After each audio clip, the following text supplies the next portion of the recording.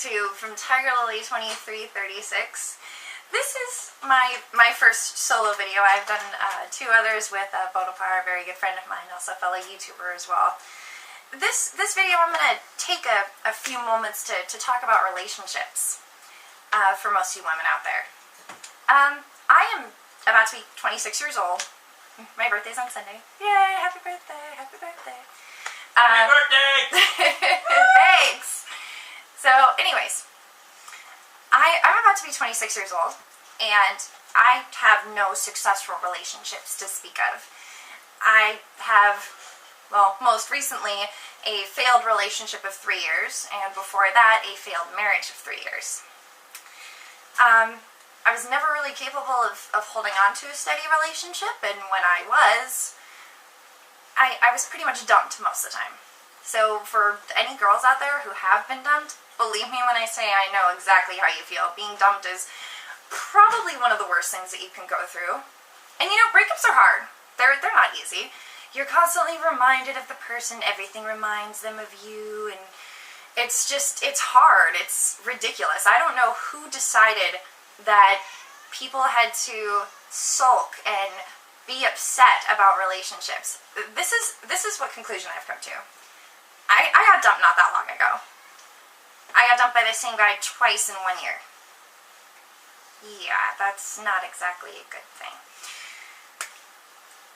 Relationships are complicated and they are difficult. I get it. I do.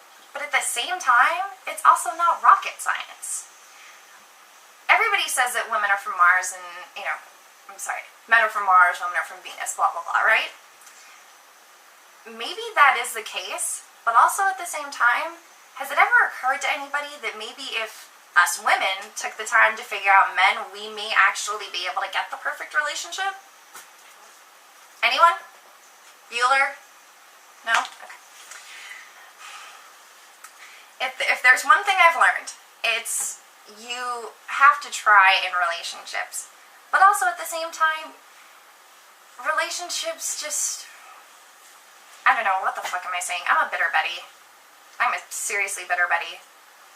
My husband left, well, I don't know if my husband left me or if I had left him. It was kind of a joint thing. But the last guy I was with dumped me twice in a year, so that's not exactly a good history. Once again, I'm repeating myself. I had what I thought was the perfect relationship at one point. I literally thought that it was great. We were best friends and friends with benefits. You know, we were lovers. We were everything to each other. But then as soon as the words, I love you, come into the picture, it fucks everything up. And you know, it's always the women who say it, right? It's always the women who are like, I think I'm falling for you, blah, blah, blah, blah, blah. In my experience, it has not always been the case. I have not always been the one to say I love you first. Take my last boyfriend, for example. I was the first to say it the first time that we dated. The second time we dated, he said it, not me. He said it first. But I pretty much had been hinting the entire time that I did actually love him, and yeah, once again, that didn't get me very far. But also, at the same time, you can't have a good relationship when one or more of the people involved in the relationship is constantly questioning the other person. So, as far as I'm concerned, friends with benefits, probably the best way to go. But for the record, you can't have sex with your best friend. You can't have sex with your close friend. No, don't do it. I don't care how great the sex is. I don't care if that guy can do things to you that you can't even spell. Don't go there. The whole Dawson and Joey, you know, friends forever, lovers for life. No, really, it's just all bad. The simplest way to understand guys are actually really easy to understand if you think about it. For example, most guys are interested in what? TNA? Fast cars, and giant robots, as my roommate put it. If you're able to have the same interests as a guy, then you're pretty much set, and you can probably have the best relationship in the world.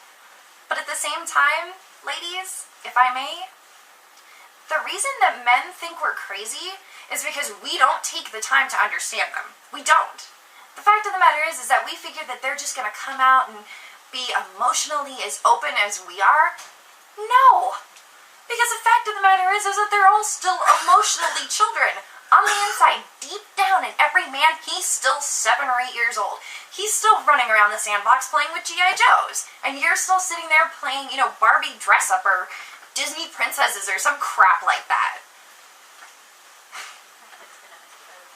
But yeah, suffice it to say, avoid relationships. And yes, it may sound like I'm being bitter and cynical. And yes, in all honesty, I am a little bitter and I am a little cynical. But at the same time, when you have nothing but failed relationships to fall on, and you look at all of your friends, for example, my friend Laurel, she got married probably about a year after I did. And she's still married to the same guy. Has a great marriage, a house, trying to have a baby. Then there's my friend Kiki. Kiki and her boyfriend have been together for 7 years. Not engaged, not married. They're still together. My friends Brian and Jeannie. They've been together 3 years, married. I don't know how long they've been married, I can't remember. Anyways. It sucks to be envious of good relationships when you don't have any. And it's hard being a woman and trying to find the right guy because, guys, you say that it's easier for us to get to you than it is for you to get to us. It's just as difficult. If anything, it might even be, we might even be on the same plane. It might even be just as hard for the both of us. Basically what I'm saying is that everybody needs to make things easy. If women are finally capable of understanding men and being like, I don't know what his problem is. She's crazy. Well, yeah, you say I'm crazy, I got you crazy. As Britney Spears put it. Just go into it with an open heart, an open mind, and open eyes. But at the same time, beware. Be very aware. Because I can guarantee you that within the first week of dating a guy, you can find out exactly what his motive is. If you're dating a guy for, say, about a week or so, and you start to discover that the only interest he has is, screwing you senseless, well, there's one of two options. You can continue to date him and secretly hope that there's a distinct possibility that he might grow out of it. And then there's option number 2, my favorite option. Payback's a bitch, and I am one. I'm sorry, but if you're going to go out with me for a week and you assume that just because I'm tall and I have big breasts and all of these other, wonderfully physical attributes that you're so attracted to that I'm just going to bed down with you as soon as I get the opportunity, well, here's the deal. You might be right in some respect, but if I'm going to go out of my way to fuck you, the only reason I do it is because, well, that's exactly what you wanted. Does that mean that, I'm going to continue to date you? No, not necessarily. See, the fact of the matter is, men, is that you guys think that you have it figured out. Oh, I can sleep with all these girls and not call them back. The fact of the matter is we're the ones who invented that game. Hard to get? Seriously. We can do it too. You want to play? We'll play right back. It's really that simple. You don't want to screw with women. The reason that we appear as, we're crazy or anything of that nature is because we're more emotionally in depth than you are. Most men spend 90% of their time in emotional denial, or they refuse to confront emotion. They only confront emotion when they are afraid that they're going to lose something, or when something genuinely affects them. But are there any genuinely emotionally true men who are actually true to their emotions? I found a couple of them. In fact, I found one guy who actually cried in front of me. Twice. That's the only emotional closeness that you get from somebody who's genuinely sincere. And those guys are rare. And another thing for you girls out there, I know that you guys all like the hot boys, and he's got abs, and with the jocks, he plays on the football team. I'm sorry, but nothing can compare to dating a geek. Geeks got it all. They're computer savvy, They play video games. And the fact of the matter is that, I'm a geek in a way too. I mean, I was a marching band in high school. And for fun, I do things like play Shay Geek and Shay Goth and movie trivia games. And, various and sundry other different things. But we're not going to talk about that right now. Anyways, I'm a geek to a point. Hell, I was in a D&D game. I did live action role playing for about 8 years. I'm a geek. I'm a true geek, and I admit that. Fact of the matter is, girls, is that there are these nice guys, and I think it's because of us, and it's because of our craziness, that these nice guys continually do, in fact, finish last. But just because you finally end up with a nice guy, I'm sorry, let me retract that statement. When a nice guy is nice enough to finish first, he's worth keeping. It's the assholes you have to stay away from. It's the self-righteous pricks you have to avoid. And I know I'm male bashing. Yeah, I'm not sexist and I'm not a feminist. But at the same time, men are capable of doing the same amount of damage as we are to them. It goes both ways. It always has. I mean, haven't you noticed? Men are just as capable of screwing up women as women are capable of screwing up men. It's the nature of things. I mean, who knows? Maybe that's why I have no successful relationships. Maybe that's why I'm still single.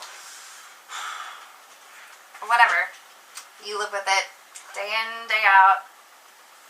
Being single's not entirely that bad. Because believe me, girls, as the vice president of seduction and destruction, I could teach you anything you wanted to know in terms of getting exactly what you want out of a guy and getting rid of him as quickly as possible. In fact, I believe it was Madeline Kahn in the movie Clue who said it best. Men should be like Kleenex, soft, strong, and disposable. So if men see us that way, then there's absolutely no reason on this planet that we can't see them the same. I think that's going to do it for this rant. I've pretty much touched on relationships about as much as I can.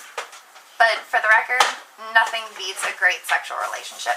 If you're capable of having one, and you're the kind of person who doesn't let emotions get in the way, then by all means go for it. But if for any reason you go into the relationship thinking that there's a distinct possibility that it can turn into something more, you need to stop. You need to go to jail, go directly to jail. Do not pass go, do not collect $200. Well, for Target Lily 2336, I'm out.